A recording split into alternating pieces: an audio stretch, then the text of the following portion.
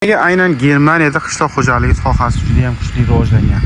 Masalan, chiqindilardan biogazdan elektr energiyasini ishlab chiqarib sotish yoki shunga o'xshagan qiziq va O'zbekistonga o'zimizga tushadigan variantlarni men xudo xolasa Instagramdan e'lon berib, YouTube'ga 10 minutlik, 5 minutlik video tayyorlamoqchiman. Va menga bu uchun kerak bo'ladigan asosiy narsa hech bo'lmasa 100 ta obunachi. Men shuncha video tayyorlab, hozir menda mikrofon yo'q yoki qanday shtativlar yo'q, faqat telefonning o'zidan foydalanyapman.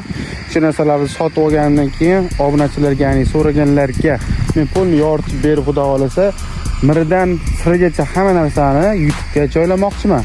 Va biz o'zimizga, O'zbekistonga foydasi tegadigan, mos tushadigan narsalarni kimdirlar ko'rib foydalanib boshlasa, xudo xolasa, ancha manfaatli bo'lardi degan fikr menda paydo bo'ldi.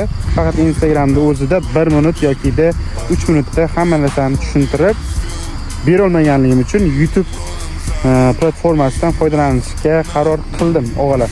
Shu uchun masalan, hozir qishloq xo'jaligining yaxshi rivojlangani Germaniyada, masalan, bu silos, to'g'rimi? Silo, ya'ni o'zimizda pichan deyiladimi? Pichan.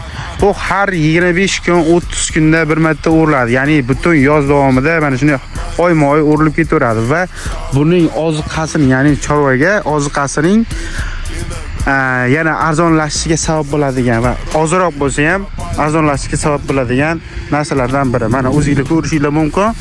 Juda ham ajoyib. Bu xudo xolasa mana qilib tayyor bo'lgandan keyin chipslanib mana yerga bosib qo'yiladi. Qishda mol uchun oziqasiga aralashtirib beriladi. Ya'ni oziqani tarkibiy qismining bir qismiga kiradi, hammasi emas. Faqat bu bilan ish bitmaydi. Shu uchun menga eng kamida 100 ta yoki 200 ta obunachi kerak bo'lyapti YouTube'ga boshlab olish uchun. Rahmat, salomat bo'linglar.